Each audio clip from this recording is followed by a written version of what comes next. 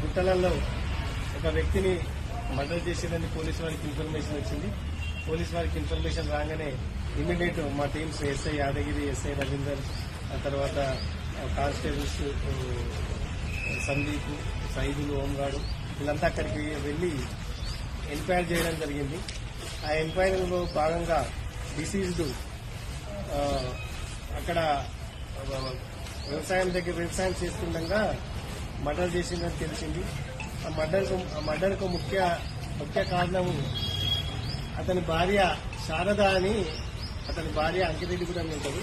ఆమె కొద్దిగా అంటే ఇతరులతోటి చాలా మందితో ఇతరులతోటి అక్రమ సంబంధాలు ఉన్నాయి. అక్రమ సంబంధాలు అందులో భాగంగా ఈ డిసీజ్డ్ వాళ్ళ అన్న కొడుకు శివ 19 ఏళ్ల అతనితోటి కూడా ఆమెకు అక్రమ సంబంధం ఉంది. అతను ఈ భర్త సస్పెక్ట్ చేసి ఒకసారి చూసిన తర్వాత కూడా అతను ఈ అలవాట్లు మానుకుంటలేడు కాబట్టి నిన్న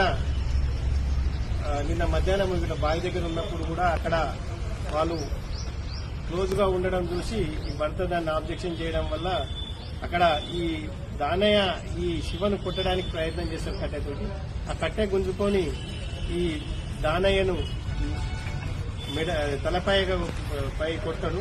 కొట్టంగానే అక్కడనే ఈ దానయ్య పడిపోతాడు. పడిపోయిన తర్వాత ఈ భార్య రాపోలు శారద దానయ్య కాలు పట్టుకొని ఈ శివ అనేటోడు బండరాయితోటి తలకాయ పైన ఇక్కడ ఇతర భాగాల్లో కొట్టి చంపుతాడు.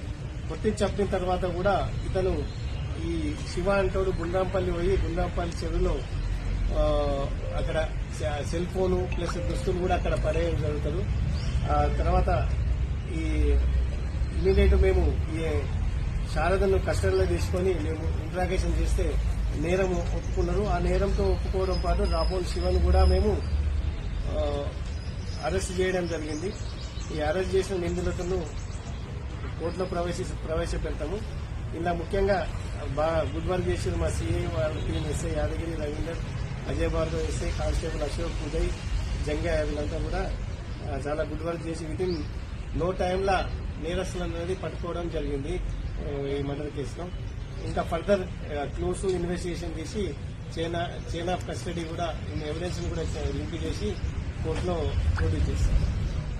ఇది ప్రీ ప్లాన్ మర్డర్ కదా సార్? అంటే వాళ్ళు ఉన్నప్పుడే ఈయన పోయిందా, లేకపోతే ముందేస్తూనే చంపాలని అక్కడ వీళ్ళిద్దరు ఉన్నప్పుడు వీడు చనిపోయింది. వాళ్ళు ప్రీ ప్లాన్ కాదు, ప్రీ ప్లాన్ ఏం కాదు.